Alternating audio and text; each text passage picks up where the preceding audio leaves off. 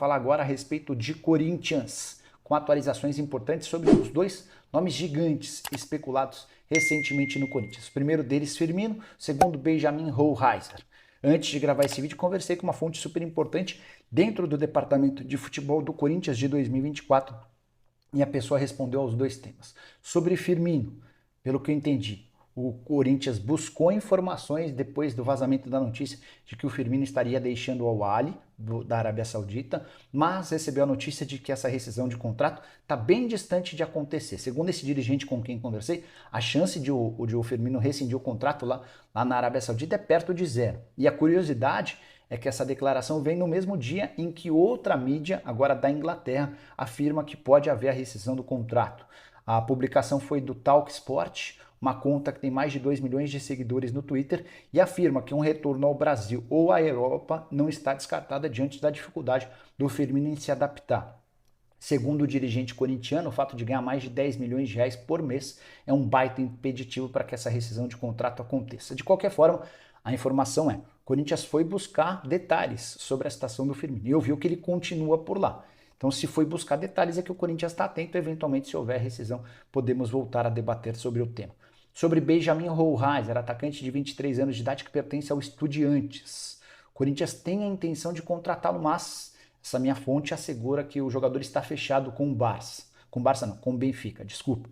E essa declaração ou essa informação que o Corinthians tem casa com aquilo que disse o Carlos Espinosa, o representante do atleta em entrevista ao GE. O Espinosa afirmou, abre aspas, há uma proposta do Corinthians, mas estamos fechando com o Benfica, fecha aspas, acordo de 9 milhões de euros ou mais ou menos 45 milhões de reais. A negociação deve ser sacramentada nos próximos dias. A última sobre o Corinthians, contei para vocês alguns dias atrás que Rodrigo Garro estava muito perto de ser anunciado.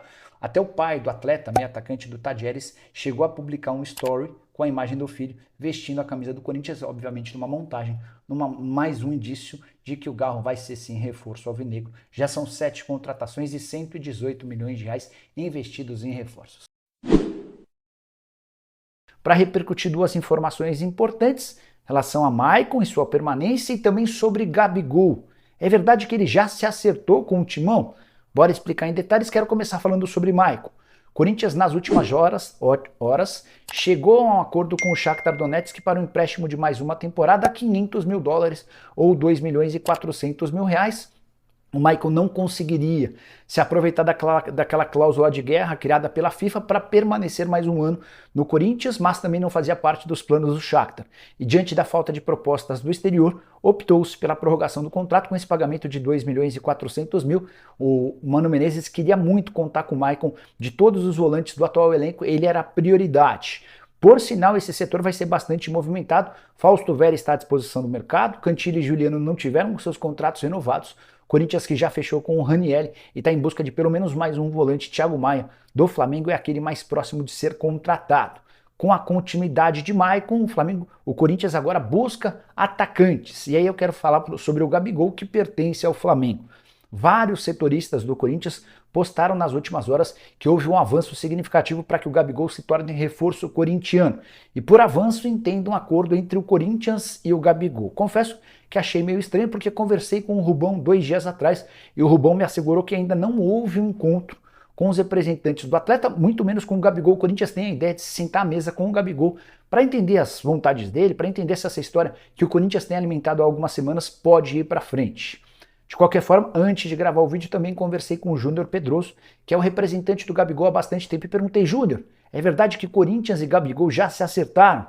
Algumas das informações dão conta de que o Timão pagaria 2 milhões de reais por mês de salário, mais 500 mil reais de luvas, por um contrato de 3 temporadas. O Júnior negou qualquer acordo com o Corinthians, assegurou que não houve essa reunião entre o Gabigol e os representantes do Timão e ainda não há um encontro, uma data marcada para esse encontro. O Gabigol passa férias e tem treinado todo dia, inclusive faz postagens diárias para mostrar que está se cuidando, de olho na temporada de 2024. Nicola, ainda tem chance de o Gabigol ser contratado? Tem, até porque o Corinthians faz muito esforço para que esse negócio avance, mas a operação segue sendo muito complicada. Primeiro, há a necessidade de um acordo com o Gabigol e depois, talvez a parte mais difícil, chegar a um acordo com o Flamengo, que tem só mais um ano de contrato com o Gabi. Se não negociá-lo agora, vai correr enorme risco de perder o jogador de graça. Diante dos microfones De forma nenhuma, o Flamengo assegura que não tem planos de negociar o Gabigol. A versão que eu tenho extra, off, fora dos microfones, com as câmeras desligadas, é de que o Flamengo até topa negociá-lo, mas dá preferência para clubes da Europa.